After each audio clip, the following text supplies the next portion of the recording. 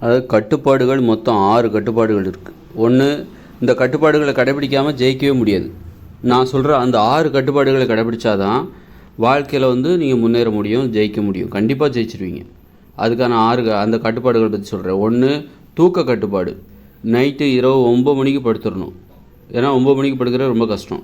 ஏன்னா அப்போ தான் நமக்கு மொபைல் ஃபோன்லாம் பார்க்கணும்னு தோணும். மொபைல் ஃபோன் பார்த்தா அது பாட்டு நம்மளை எடுத்துகிட்டு போயிடும். அப்படியே 10 மணி ஆகும், 11 மணி ஆகும். 11 மணிக்கு படுப்பீங்க. ரொம்ப மூளை சோர்வடைந்த பிறகு அப்புறம் படுத்து தூங்கிங்கன்னா அப்புறம் அதிகாலையில் எழுந்திருக்கவே முடியாது. நம்ம அதிகாலையிலே எழுந்திருக்கணும், அதே நேரத்தில் ரொம்ப நேரமும் தூங்கணும். உடம்புக்கு ஓய்வு தேவை. அதிகாலை 4 மணிக்கு நம்ம எந்திக்கணும் அப்படிங்கிறக்காக இரவு 11 மணிக்கு படுத்துட்டு அதிகாலை 4 மணிக்கு எந்திக்கிறக்காக போராடக்கூடாது. கண்டிப்பாக எழுந்திருக்க முடியாது, ரொம்ப கஷ்டமாக இருக்கும். அதனால் நம்ம நிறைய நேரமும் தூங்கணும், அதே நேரத்தில் அதிகாலையிலே எழுந்திருக்கணும்னா சீக்கிரமாக படுத்துடணும். 9 மணிக்கு படுத்து தூங்க ஆரம்பிச்சிடணும். தூங்குவது என்பது 9 மணிக்கு தூங்குறது ரொம்ப கஷ்டமான விஷயம். அந்த கஷ்டமான விஷயத்தை செஞ்சிட்டிங்கன்னா காலையில் 4 மணிக்கு எந்திக்கிறீங்கள, அது ரொம்ப கஷ்டம். அது ஈஸியாக இருக்கும். அந்த கஷ்டமான விஷயம் ஈஸியாக மாறிடும்.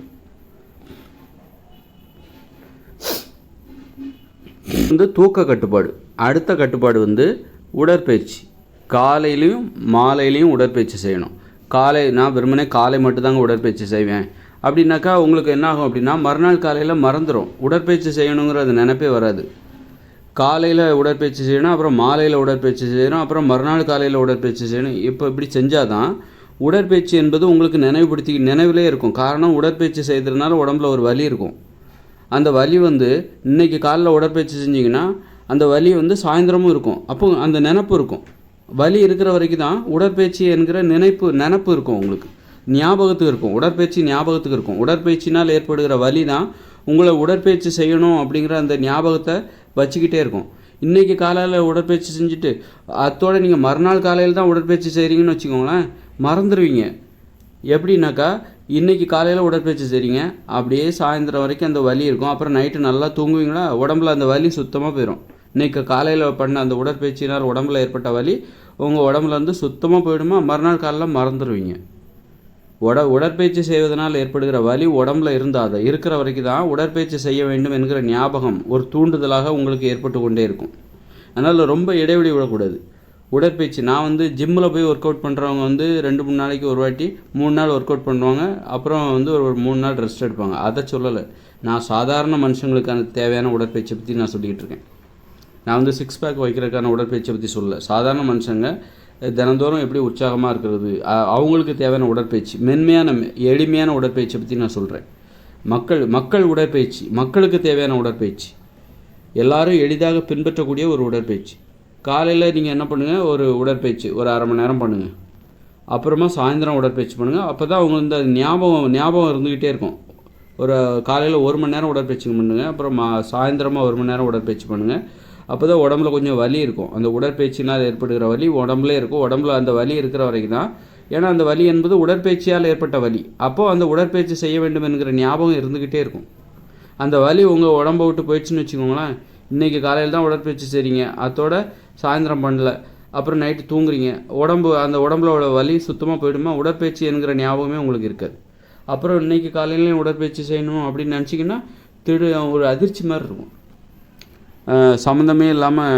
ஏன்னா உங்கள் உடம்புல சுத்தமாக வலியே இல்லை. உடற்பயிற்சி செய்ததால் ஏற்படுகிற அந்த வலி சுத்தமாக இல்லை. அப்படிங்கும்போது மீண்டும் உடற்பயிற்சி செய்யணுங்கிறது உங்களுக்கு ஒரு அதிர்ச்சியாக இருக்கும், சிரமமாக இருக்கும். இது உடற்பயிற்சி கட்டுப்பாடு. அப்போ மொத்தம் 6 கட்டுப்பாடு. இப்போ 2 கட்டுப்பாடு சொல்லிட்டேன். தூக்க கட்டுப்பாடு சொல்லிட்டேன், உடற்பயிற்சி கட்டுப்பாடு. அப்புறம் உணவு கட்டுப்பாடு. உணவு கட்டுப்பாடு தான் எல்லாத்துக்கும் ஆரம்பம். உணவு கட்டுப்பாடு, இந்த தானிய உணவுகளை சாப்பிடக்கூடாது, மாமிச உணவுகளை சாப்பிடக்கூடாது, மீன் உணவுகள், முட்டை உணவுகளை சாப்பிடக்கூடாது. இப்போ அப்புறம் இதை தவிர்த்து விட்டு கீரைகள், கிழங்குகள், பழங்கள், காய்கறிகள், பருப்புகள், பயிர் வகைகள், கடலைகள், அப்புறம் தயிர், மோர், பால், தேன், இப்படி இதை சாப்பிடலாம். இதுதான் மனித உணவு. இது உணவு கட்டுப்பாடு. அப்போ மொத்தம் 3 கட்டுப்பாடு சொல்லிட்டேன்னா, இப்போ இன்னொரு கட்டுப்பாடு எது? பொழுதுபோக்கு கட்டுப்பாடு. பொழுதை போக்குவதில் கட்டுப்பாடு. காலையிலே மொபைல் ஃபோனை பார்த்துட்டு இருக்கக்கூடாது. மொபைல் ஃபோனை பார்த்து பொழுதுபோக்கிட்டு இருக்கக்கூடாது. ஒரு நாள் நம்ம கஷ்டமான வேலை எல்லாத்தையும் செஞ்சு முடிச்சதுக்கப்புறமா சாயந்தரமாக தான் பொழுதுபோக்கு சம்மந்தமாக நீங்கள் நண்பர்களை பார்த்து சிரிக்கிறது, ஆடுறது, பாடுறது, விளையாட்டெல்லாம் சாயந்தரம் தான் வச்சுக்கணும். காலங்காலத்தில் விளையாடக்கூடாது. காலங்காத்தாலே வந்து டான்ஸ் ஆடுறது, டிவி பார்க்குறது, சினிமா பார்க்குறது, இந்த மாதிரி விஷயங்கள்லாம் காலங்காத்தாலே எல்லா கஷ்டமான வேலைகளையும் தினசரி வேலைகள் எல்லாத்தையும் செய்து முடிச்சுட்டு கஷ்டமான வேலை எல்லாத்தையும் செஞ்சு முடிச்சுட்டு அப்புறம் அந்த செஞ்சு முடிச்சிங்களா அந்த வெற்றியின் கொண்டாட்டம் தான் பொழுதுபோக்கு. அதனால் பொழுதுபோக்குங்கிறது ஈஸியான விஷயம். அதை காலையிலே பண்ணாதீங்க. கஷ்டமான வேலையை காலையில் செஞ்சு முடிச்சுட்டு சாயந்தரமாக எல்லா வேலையும் ஒரு நாளைக்கும் உங்களுக்கு ஒரு கடமை இருக்கும். அந்த கடமைகளெல்லாம் செஞ்சு முடிச்சதுக்கப்புறமா எல்லா வேலையும் முடிச்சிட்டோம்பா அப்படிங்கிறதுக்கு அப்புறமா ஒரு சாயந்தரமாக 6 மணிக்கு அப்புறம் விளையாடுறது, ஆடுறது, பாடுறது, டிவி பார்க்குறது, மொபைல் ஃபோன் பார்க்குறது, இது வந்து பொழுதுபோக்கு கட்டுப்பாடு. இந்த கட்டுப்பாடுகளை விடாமல் கடைப்பிடிக்கணும். அடுத்த கட்டுப்பாடு, இது 4வது கட்டுப்பாடு. பொழுதுபோக்கு கட்டுப்பாடு என்பது 4வது கட்டுப்பாடு. 5வது கட்டுப்பாடு என்பது நேர்மையாக இருக்க வேண்டும். பண்பு கட்டுப்பாடு. இதில் இந்த இப்போ இது வரைக்கும் 5வது கட்டுப்பாடு இப்போ நான் சொல்லிகிட்ருக்கேன். இதில் நான் சொல்கிறது மொத்தம் 6 கட்டுப்பாடு இருக்குது. இதில் எந்த கட்டுப்பாடை நீங்கள் கைவிட்டிங்கனாலும் உங்களால் வந்து வாழ்க்கையில் உறுதியாக இருக்க முடியாது. உங்கள் மனசு உறுதியாக இருக்காது. அதனால் வந்து இப்போ வந்து நேர்மை கட்டுப்பாடு. 5வது கட்டுப்பாடு என்னது? நேர்மையாக இருப்பதில் கட்டுப்பாடு. நிறைய விஷயத்தில் நேர்மையாக இருக்கணும். பண விஷயத்தில் நேர்மையாக இருக்கணும். பிறரை வந்து பிறருக்கு இடையூறு செய்யக்கூடாது. அது மாதிரி பிறரை துன்படுத்துகிற மாதிரி புண்படுத்துகிற மாதிரி பேசுகிறதோ செயல்படுவதோ கூடாது. அந்த அளவுக்கு நேர்மையாக இருக்கணும். பண விஷயத்தில் நேர்மையாக இருக்கணும். நிறைய நடைமுறைகளில் நேர்மையாக இருக்கணும். லஞ்சம் வாங்கக்கூடாது, ஊழல் பண்ணக்கூடாது. இதெல்லாம் வாங்கிட்டிங்கன்னா வேறு இப்போ நேர்மையாக இல்லைன்னு வச்சுக்கோங்களேன், வேறு எந்த கட்டுப்பாடையும் உங்களால் கடைபிடிக்கவே முடியாது. அதனால் உறுதி இருக்கணும். உங்களை பற்றிய உயர்வான எண்ணம் உங்கள்கிட்ட இருந்தால் தான் கட்டுப்பாடுகளை கடைபிடிக்கக்கூடிய அந்த ஆர்வம் உங்களுக்கு வரும். உங்களை பற்றியே நீங்கள் கேவலமாக நினைக்கிற மாதிரி லஞ்சம் வாங்குறீங்க, கோடி ரூபா லஞ்சம் வாங்குங்க, ஆனாலும் நீங்கள் கேவலமானவர் தான். ஏன்னா அது லஞ்சமாக தானே கோடி ரூபா சேர்த்து வச்சுருக்கீங்க. நீங்களாக சம்பாதிச்சிங்க. நீங்கள் சம்பாதிச்சிங்கன்னா அதே கோடி ரூபாயை நீங்களாக சம்பாதிச்சிங்கன்னா உங்களை பற்றி உயர்வான நினப்பு வரும். ஆனால் நீங்கள் வந்து கோடி ரூபாயை லஞ்சமாக வாங்கி வச்சுருக்கீங்க, மக்களை ஏமாற்றி அதை சேர்த்து வச்சுருக்கீங்க. அப்படிங்கும்போது உங்களை பற்றி கேவலமான நினப்பு தான் இருக்கும். உங்கள்கிட்ட கோடி ரூபா இருந்தாலும் சரி, 1000 கோடி ரூபா இருந்தாலும் சரி, மக்களை ஏமாற்றி சேர்த்து வச்ச இந்த அரசியல்வாதிகள்கிட்ட இருக்க அது அவங்களுக்கு கேவலமாக தான் இருக்கும். அவங்க கேவலமான எண்ணம் தான், அவங்கள பற்றி அவங்களுக்கு கேவலமான எண்ணம் தான் இருக்கும். நீங்களாக சொந்தமாக சம்பாதிச்ச 100 ரூபா இருந்தாலும் அது உங்களுக்கு உயர்வான எண்ணம் வரும். ஒரு 100 ரூபா நீங்கள் சொந்தமாக சம்பாதிச்சு நேர்மையாக சம்பாதிச்சிங்கன்னா அப்போ அது உங்களுக்கு உயர்வை தரும். உங்களை பற்றி உயர்வான எண்ணத்தை உங்களுக்கு ஏற்படுத்தும், மற்றவங்களுக்கும் ஏற்படுத்தும். அதே நீங்கள் ஏமாற்றி சம்பாதிச்சிங்கன்னா அது நீங்கள் கோடி ரூபா 1000 கோடி ரூபா சம்பாதிச்சாலும் உங்களை பற்றி ஒரு கேவலமான நினப்பு தான் உங்களுக்கு வரும். அதனால் வந்து நேர்மையாக இருக்கணும். நேர்மை கட்டுப்பாடு. அடுத்த 6வது கட்டுப்பாடு என்னென்னா உறவு முறையில் நல்ல உறவு முறை இருக்கணும். தூய்மையான உறவு முறை. இப்போ நீங்கள் வந்து மது குடிக்கக்கூடாது, அப்புறம் வந்து கெட்ட வார்த்தைலாம் பேசக்கூடாதுன்னா, கெட்ட வார்த்தை போடுற நண்பர்களிடம் பழகினா கெட்ட வார்த்தை தான் போடுவீங்க. அவங்க உங்களை பற்றி கெட்ட வார்த்தை போடுவாங்க. நீங்கள் அவங்ககிட்ட அந்த பேச்சு உங்கள் காதில் விழும். கெட்ட வார்த்தை போடக்கூடாதுன்னா கெட்ட வார்த்தை போடாத நண்பர்களிடம் தான் பழகணும். சிகரெட் பிடிக்க கூடாதுன்னு நினைக்கிறீங்களா? சிகரெட் பிடிக்காத நண்பர்களிடம் பழகுங்க. சிகரெட் பிடிக்கிற நண்பர்களிடம் பழகிட்டு நான் சிகரெட் பிடிக்க மாட்டேன் அப்படின்னு நீங்கள் இருந்தீங்கன்னா உங்களால் முடியாது. ஏன்னா நல்ல பழக்க வழக்கங்கள் என்பது அது தொற்றுவேதி. நல்ல பழக்க வழக்கம் என்பது நல்ல வழக்கத்தை கடைபிடிக்கிறாங்கல்ல, அவங்கக்கிட்ட இருந்தால் அது தொற்றும். பழக்க வழக்கங்கிறது நல்ல புத்தகத்தெல்லாம் படிச்சுட்டு அவங்களுக்கு நல்ல பழக்க வழக்கம் வந்துடுது. நல்ல பழக்க வழக்கம் என்பது, நல்ல பண்பு என்பது அது மனுஷங்ககிட்ட இருந்து பரவுகிற தொற்றி கொண்டு இருக்கும். நல்லதும் கெட்டதும் சரி, அது தொற்றுகிற தன்மை உடையது. நோய் எப்படி தொற்றும்? இப்போ ஆரோக்கியமாக இருக்கிறவங்ககிட்ட பழகினா ஆரோக்கியம் தொற்றும். நோய் இருக்கிறவங்ககிட்ட பழகினா நோய் வந்து தொற்றிக்கொள்ளும். எல்லாமே தொற்றிக்கொள்ளும். ஒருவரிடமிருந்து தான் இன்னொருவருக்கு தொற்றும். அறிவும் சரி, தலைமுறையாக தொற்றிக்கொண்டு வந்து கொண்டே இருக்கிறது. நாம் இன்றைக்கி பேசுகிற மொழி வந்து லட்சம் வருஷத்துக்கு முன்னாடியே அதை கண்டுபிடிப்பதற்கான முயற்சியில் இறங்கிட்டாங்க. அது இன்றைக்கி கடத்தப்பட்டுன்னா தொற்றிக்கொண்டே வருகிறது. தொற்றுகிறது. தொற்றுதல் என்றால் என்னென்னா அது பற்றி கொள்வதற்கு ஒரு மனுஷங்களை பிடிச்சிக்குது, தொற்றுது. அதுதான். அதனால் வந்து நல்ல பழக்கங்கிறது உறவு முறையில் கட்டுப்பாடு இருக்கணும். நீங்கள் வந்து நல்லவர்களாக இருக்கணும். நல்ல பழக்கத்து மேலே உங்களுக்கு ஒரு மோகம் இருக்கணும். தீராத ஒரு ஆர்வம் இருக்க வேண்டும். அப்போ அதுக்கு என்ன பண்ணணும்னா தியாகம் செய்ய வேண்டும். என்ன தியாகம் செய்யணும்? கெட்ட உறவினர்களோடு கெட்ட பழக்கம் உடையவர்களிடம் உள்ள அந்த உறவு முறையை தியாகம் செய்ய வேண்டும். கெட்ட பழக்கம் இருக்காங்களா, மூட நம்பிக்கை நீங்கள் அறிவாளியாக இருக்கணும்னா மூட நம்பிக்கை உள்ளவங்ககிட்ட பழகாதீங்க. உங்களுக்கு வந்து அந்த அறிவு மோகம் இருக்கணும். அறிவாளிகளிடம் பழக வேண்டும், அறிவுடையவர்களிடம் பழக வேண்டும் என்கிற அந்த இது இருந்தால் தான் உங்களுக்கு அறிவு வளரும். சும்மா உறவினர்கள் நண்பர்கள்னு சொல்லிக்கிட்டு அவங்களுக்கு மூட நம்பிக்கை இருக்குது, அப்படின்னு சொல்லிட்டு அவங்கக்கிட்ட பழகுனீங்கன்னா உங்களுக்கு வந்து அந்த அறிவு நீங்கள் அதுவும் தொற்றிக்கொள்ளும், உங்களை வந்து தொற்றிக்கொள்ளும். உங்களுக்கு உயர்வான எண்ணமே இருக்காது. இப்போ ஒரு அவரை எனக்கு தெரியும், அந்த அந்த எழுத்தாளரை எனக்கு தெரியும், அந்த அறிஞரை எனக்கு தெரியும், அவரும் நானும் நண்பர் அப்படின்னு சொல்லி பாருங்கள். அவர் உங்களுக்கு நண்பரா? அப்படியாங்க, நீங்கள் அவ்வளோ பெரிய ஆளா? அவர் எனக்கு சித்தப்பான்னு சொன்னால் மட்டும் அது வந்து பெருமை கிடையாது. அந்த அறிஞர் இருக்கார் பாருங்கள், அந்த பேரறிஞர், அவர் வந்து எங்கள் சித்தப்பா, அவரோட புள்ள நான் அப்படின்னு சொல்கிறதுல அதை விட பெருமை எது தெரியுமா? அவர் எனக்கு நண்பர். ஏன்னா நண்பருங்கிறதுக்கு ரத்த உறவு முறை கிடையாது. அவர் எனக்கு நண்பர். ஏன்னா வந்து ஒரு அறிவாளியோட புள்ள அறிவாளியாக தான் இருப்பார்னு சொல்ல முடியாது. ஆனால் அறிவாளியோட நண்பர் வந்து அறிவாளியாக தான் இருக்க முடியும். அறிவாளியோட மனைவி வந்து அறிவாளியாக இருப்பான்னு சொல்ல முடியாது. அறிவாளியோட நண்பர் இருக்காங்க பாருங்கள், அவங்க கண்டிப்பாக அறிவாளியாக தான் இருக்க முடியும். அதனால் வந்து இதெல்லாம் வந்து மனைவி மகள்ங்கிறதுலாம் வந்து இது தானாக இயற்கையாக வர ஒரு அதனால் அது வந்து பெருமை கிடையாது. அது வந்து பெருமை கிடையாது. எது பெருமைனா, எனது நண்பர் அவர், அந்த இருக்கார் பாருங்கள், அந்த எழுத்தாளர், அந்த முற்போக்கு எழுத்தாளர், அவர் எனது நண்பர். அந்த அந்த அம்மா இருக்காங்க பாருங்கள், அந்த முற்போக்கு எழுத்தாளராக இருக்கிறார்களல்ல அந்த அந்த அம்மா, அவங்க வந்து எனது தோழியாக இருப்பவர், எனது சகோதரியாக உடன்பிறவா சகோதரி. எனக்கு ரொம்ப நாளாக நாங்கள் வந்து அடிக்கடி பேசிகிட்ருப்போம், நிறைய கருத்துக்களை பகிர்ந்துப்போம். அந்த மாதிரி நல்ல மூட நம்பிக்கை உடைய உறவு முறையினரிடம் அவங்க நல்லவங்களாக இருப்பாங்க. ஆனால் மூட நம்பிக்கை இருந்தால் அவங்ககிட்ட பழகாதீங்க. அதாவது தனிப்பட்ட முறையில் ரொம்ப உரிமை எடுத்து பழகுற அந்த நல்ல நல்ல அறிவுடையவர்களிடம் பழகுங்க. அவங்ககிட்ட எல்லாமே அறிவுபூர்வமாக இருக்கும், அன்பும் சரி அறிவுபூர்வமாக இருக்கும். மூட நம்பிக்கை உடையவர்களிடம் பழகுனா அவருடைய அன்பிலும் மூட நம்பிக்கை தான் இருக்கும். உங்களை பற்றி புரிஞ்சிக்க மாட்டாங்க. அதனால் வந்து சரி ஓகே, அது வரைக்கும் அன்பு அவ்வளோதான் அப்படிங்கிற நல்ல ஒரு மேம்பட்ட தரமான அன்பு எப்படின்னா அறிவுபூர்வமான அன்பு இருக்க வேண்டும். சும்மா மூட நம்பிக்கை உள்ளவங்ககிட்ட எல்லாம். அதனால் உறவு முறையில் ஒரு கட்டுப்பாடு இருக்கணும். நீங்கள் பாட்டுக்கு உறவு முறையெல்லாம் பகைச்சிக்கூடாதுன்னு சொல்லிட்டு மூட நம்பிக்கை நிறைந்த உறவினர்கள் நண்பர்களை சேர்த்துக்கிட்டிங்கன்னு வச்சுங்க, உங்களுக்கு வந்து அந்த அறிவு தாகம் இருக்காது, அறிவு தேடல் என்பது இருக்காது, அறிவு மோகம் இருக்கவே. அந்த மாதிரி உறவு முறையில் ஒரு கட்டுப்பாடு. நல்ல பழக்கம் உடையவரிடம் பழக வேண்டும், தீய பழக்கம் உடையவர்களிடமிருந்து விலக வேண்டும். நல்ல பழக்கத்தை கற்றுக்கணுமா? புத்தகத்தெல்லாம் படித்தா நல்ல பழக்கம் வந்துடாது.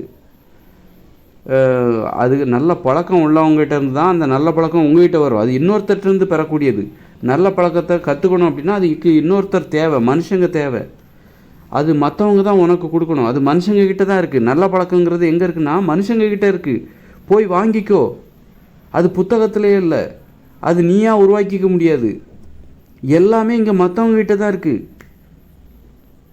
அதனால் நீ வந்து உனக்கு என்ன வேணுமோ அது யார்கிட்ட இருக்குதோ அவங்கக்கிட்ட போய் கேட்டு வாங்கிக்கோ. எப்படி வாங்கணும்? அவங்ககிட்ட அவர்களின் நம்பிக்கையை பெறு, அவர்களிடம் அவர்களின் நன்மதிப்பை பெற வேண்டும், அவர்களிடம் அன்பு செலுத்த வேண்டும், அவர்களிடம் பழக்கத்தை ஏற்படுத்தி அவங்ககிட்ட இருக்கிறத நீ வாங்கிக்கோ. நீ கெட்ட பழக்கம் உள்ளவங்ககிட்ட என்ன இருக்கும்? கெட்ட பழக்கம் தான் இருக்கும். அதை போய் நீ அவங்ககிட்ட பழகுனா அவங்ககிட்ட இருக்கிற கெட்ட பழக்கத்தை உனக்கு தூக்கி கொடுப்பாங்க. அதனால் நல்ல பழக்கம் இருக்குல்ல, அறிவும் சரி மனுஷங்கிட்ட தான் இருக்குதுன்னு நினச்சிக்கோ. புத்தகத்தில் தான் அறிவு இருக்குதுன்னு மட்டும் நம்பாத. மனுஷங்கக்கிட்ட தான் அறிவு என்பது இருக்குது. புத்தகத்தை படிச்சுட்டு அறிவு உள்ளவங்ககிட்ட பழகினா மட்டும்தான், அறிவு உள்ளவங்ககிட்ட பேசினா மட்டும்தான் அறிவு என்பது வளரும். நீ அறிவு உள்ளவங்ககிட்ட எனக்கு ஒரு தொடர்பே கிடையாது, எனக்கு நண்பர்களே கிடையாது, உறவினர்களே எனக்கு யாருமே பிடிக்காது, புத்தகத்தை மட்டும் படிச்சுக்கிட்டே இருப்பேன்னா உனக்கு அறிவு வளர்ந்துடாது. மக்களை கவனிக்க வேண்டும், மக்களை படிக்க வேண்டும், நண்பர்களை உறவினர்களை படிக்க வேண்டும், அறிவுடையவர்களை படிக்க வேண்டும். அறிவுடையவர்கள் ஒவ்வொருவருமே ஒவ்வொரு புத்தகம். அதனால் மனுஷங்கிட்ட இருந்து தான் மனுஷங்கிட்ட பழகிறதுங்கிறது ஒரு புத்தகத்தை படிக்கிறதுக்கு சமானம். நல்ல பழக்கத்தை கற்றுக்கணுமா? நல்ல பழக்கம் உடையவர்கள்ட்டமிருந்து தான் அதை போய் நீ வாங்கணும். அவங்கக்கிட்ட இருக்குது, அவங்ககிட்ட போய் நீ வாங்கு, அவங்ககிட்ட போய் பழகு, அவங்க உனக்கு கொடுப்பாங்க நிறையா. அந்த மாதிரி கெட்ட பழக்கத்தை வாங்கணுமா? போய் அந்த கடையில் கிடைக்கும். கெட்ட பழக்கம் உடையவர்கள் தான் அவங்கெல்லாம் ஒரு கடை மாதிரி. அவங்ககிட்ட போய் பழகுனா அவங்ககிட்ட இருக்கிறத கொடுப்பாங்க, உங்ககிட்ட தூக்கி கொடுப்பாங்க. அதனால் உனக்கு என்ன வேணுமோ அது மனுஷங்ககிட்ட தான் இருக்குது, நல்லா தெரிஞ்சுக்கோ. அவங்ககிட்ட போய் பழகுனா அவங்ககிட்ட இருக்கிறத உனக்கு கொடுப்பாங்க. நல்ல பழக்கம் வேணுன்னா அது மனுஷங்கிட்ட தான் இருக்குது. அவங்ககிட்ட போய் பழகுனா அவங்ககிட்ட இருக்கிற அந்த நல்ல பழக்கத்தை தூக்கி உன் கையில் கொடுப்பாங்க. அந்த மாதிரி நல்ல உறவு முறை என்பது ஒரு அற்புதமான கட்டுப்பாடு. நீ தனியாக கூட இருந்துரு, என் ஊரில் நல்லவனே இல்லைங்க, நல்லவங்களே இல்லைங்க அப்படின்னா, நல்ல பழக்கம் உடையவர்களே இல்லை, அறிவாளிகளே இல்லைன்னா அதுக்கு நீ தனியாகவே இருக்கலாம். அதனால் வேறு வழி இல்லாமல் நான் அந்த மூட நம்பிக்கை நிறைந்தவர்களோடு நான் பழகுகிறேன், பேசுகிறேன் அப்படின்னு சொல்லாத. நீ தனியாகவே இரு, அது கூட ரொம்ப சிறப்பு. எப்போவாது வருவாங்க, நீ தாகத்தோடு இரு, அறிவுடையவர்களிடம் பழக வேண்டும் என்கிற தாகத்தோடு இரு, தேடலோடு இரு, ஏக்கத்தோடு இரு. என்றைக்காக கண்டிப்பாக அது உனக்கு கிடைக்கும். அல்லது ஒருத்தட்ட வந்து மூட நம்பிக்கையும் இருக்கும், அறிவும் இருக்கும். அறிவு 30% இருக்கும், மூட நம்பிக்கை 70% இருக்கும். அதனால் ஒருத்தட்ட என்ன இருக்குதோ அதை கேட்டு வாங்கி, உனக்கு என்ன தேவையோ அதை மட்டும் கேட்டுக்கோ. ஒருத்தட்ட வந்து 50% மூட நம்பிக்கை இருக்கும், 50% அறிவு இருக்கும், பகுத்தறிவு இருக்கும். அப்போ அவங்ககிட்ட என்ன இருக்கோ அதை அவங்ககிட்ட இருக்கிற அளவுக்கு உனக்கு தேவையான அளவு வாங்கிக்கோ. அதனால் இவங்க மூட நம்பிக்கை அப்படின்னு யார்ட்டையும் முற்றிலும் ஒதுக்காமல், உங்களுக்கு தேவையானது அவங்கக்கிட்ட இருக்குதா அதை அது எவ்வளோ இருக்குது, அது கொஞ்சம் தான் இருக்குன்னா அந்த கொஞ்சத்தை பெறுவதற்கான முயற்சியில் ஈடுபடு. இவ்வாறாக மனுஷங்க முன்னேறணும்னா அதற்கு இந்த 6 கட்டுப்பாடுகள் வந்து இன்றியமையாத. இந்த 6 கட்டுப்பாட்டில் எதில் நீங்கள் கோட்டை விட்டாலும் உங்களால் முன்னேற முடியாது. இதுதான் ரகசியம். இதுதான் வந்து வெற்றியாளர்களின் ரகசியம். இந்த 6 கட்டுப்பாடு. ஒன்று என்ன கட்டுப்பாடு? தூக்க கட்டுப்பாடு, தூங்குவதில் கட்டுப்பாடு. இரவு 9 மணிக்கு படுக்கணும், அதிகாலை 4 மணிக்கு எந்திக்கணும், 5 மணிக்கு எந்திக்கணும் அல்லது 4 மணிக்கு எந்திக்கணும். இது தூங்குவதில் உள்ள கட்டுப்பாடு. அப்புறம் உணவு கட்டுப்பாடு. மாமிச உணவு, தானிய உணவு, மீன் உணவு, முட்டை உணவு சாப்பிடக்கூடாது. இதை தவிர்த்து விட்டு காய்கறி பொரியல், காய்கறி கூட்டு, கீரை கூட்டு, கீரை பொரியல், அப்புறம் கிழங்குகள், பயிர்கள், பருப்பு வகைகள், தயிர், மோர், பால், கடலைகள், இதுதான் மனித உணவு. அதை கடைப்பிடிக்கணும். இது உணவு கட்டுப்பாடு. அப்புறம் உடற்பயிற்சி கட்டுப்பாடு. காலையிலையும் சாயந்தரமும் உடற்பயிற்சி செய்யணும். மதியானம் கூட நீங்கள் செய்யலாம், வாய்ப்பு இருந்தால். விடாமல் செய்யணும், இடைவெளி இல்லாமல் செய்யணும். இது வந்து உடற்பயிற்சி கட்டுப்பாடு. அப்புறம் வந்து நேர்மை கட்டுப்பாடு. நேர்மையாக இருக்க வேண்டும், நேர்மையை கடைபிடிக்க வேண்டும், ஒழுக்கம் தவறிவிடக்கூடாது. அப்புறம் உறவு முறையில் கட்டுப்பாடு. 6 கட்டுப்பாடு சொல்லிட்டேன்னா. பொழுதுபோக்குவதில் கட்டுப்பாடு. பொழுதுபோக்குன்னா மாலை எல்லா வேலையும் செஞ்சு முடிச்சதுக்கப்புறம் தான் பொழுதுபோக்கணும். பொழுதுபோக்குவதற்கான நடைமுறை, அதாவது விளையாடுறது, ஆடுறது, பாடுறது, மொபைல் ஃபோன் பார்க்குறது, டிவி பார்க்குறது, இந்த 6 கட்டுப்பாடுகளையும் கடைபிடித்து விட்டால் நீங்கள் கண்டிப்பாக வெற்றி தான். இந்த 6 கட்டுப்பாடுகளையும் கடைபிடிக்கிறவங்களுக்கு கண்டிப்பாக வெற்றி தான். அவர்களுக்கு மனசில் ஒரு அழுத்தம் ஏற்படும். அந்த அழுத்தம் தான் அவர்களை வந்து முன்னோக்கி அழுத்தி தூக்கி விடும், ஒருத்தரை தூக்கி கொண்டு போகும்.